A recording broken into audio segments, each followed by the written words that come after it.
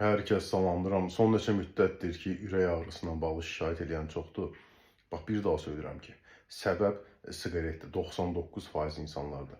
Sən 3 gün siqaret çəkmə, get məşqə gör necə olacaqsan. Sancı olmayacaq. Tromb olan insanda sancı olmur. Tromb olan insan, indi kobud da səslənsə, amma deyəcəm də, yəni bir dəfəlik gedir.